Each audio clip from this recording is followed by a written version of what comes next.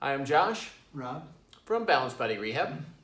Today, Rob and I want to show you how to turn on your buttocks. One of the most common problems we see in the office is that people have an unstable pelvis because their gluteal muscles won't turn on, and that destabilizes the pelvis and causes them to be prone to SI pain, lower back pain, and a multitude of other things like hamstring strains. So we want to make sure you can turn on your buttocks. We're going to show you in a series. There's lots of ways you can do that, but we're going to show a particular series lying on your belly. So Rob, you want to come up here? So Rob is going to be lying down on his belly. He's going to have a pillow underneath his forehead to support himself. He's lying flat. He's got his hands underneath his pelvis. There's some little bones at the front of your pelvis there. If you put your hands around your belt line, you'll feel some little bones on the front of your pelvis. We call those our indicators, our bony bumps. And so we're going to use those. What we're going to try to do first, and it's very simple, but I'm just going to ask Rob, hey Rob, can you squeeze your buttocks? If he can squeeze them, then we're good to go. But some people can't even squeeze their buttocks in this position. If they can't, then we have them bend their knees up and go ahead and squeeze their heels together. And whenever they squeeze their heels together, that causes an external rotation moment at the hips, which then fires the buttocks that much better. So that's a good way to initiate.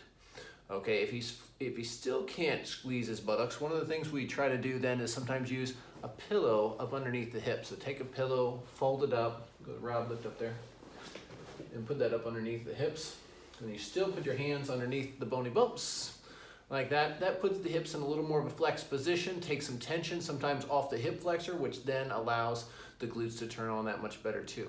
So if you're having trouble squeezing your glutes, put a folded pillow under your hips like that.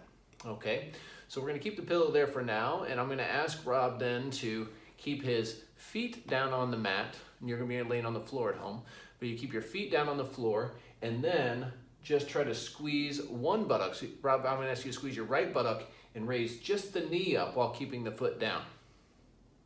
Awesome.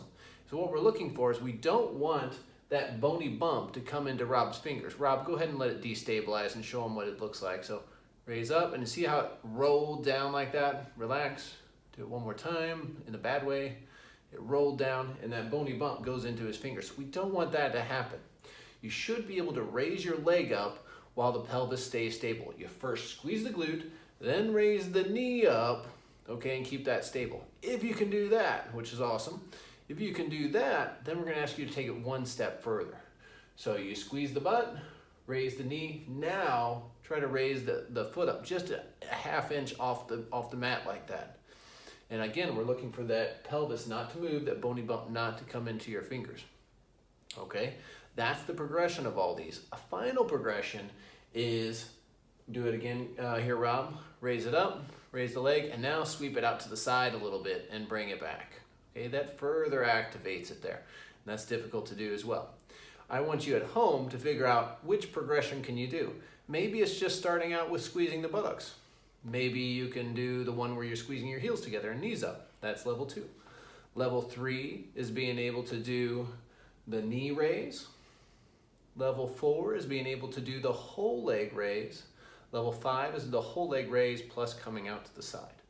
So you at home decide which one you can do. The worst thing you can do is jump to the higher levels and destabilize and find your back moving and your pelvis moving. That's not helping you at all. So find out which one you can do. Week to week, you'll notice that you get stronger with this. It doesn't take long because we're just trying to connect the brain to the muscle and get it firing. And then you'll notice you'll get so much more out of any kind of fitness workout, such as lunges or squats. You'll feel things are just turning on better, make you a better runner, walker, whatever the case, just to get everything firing. So hope these things help.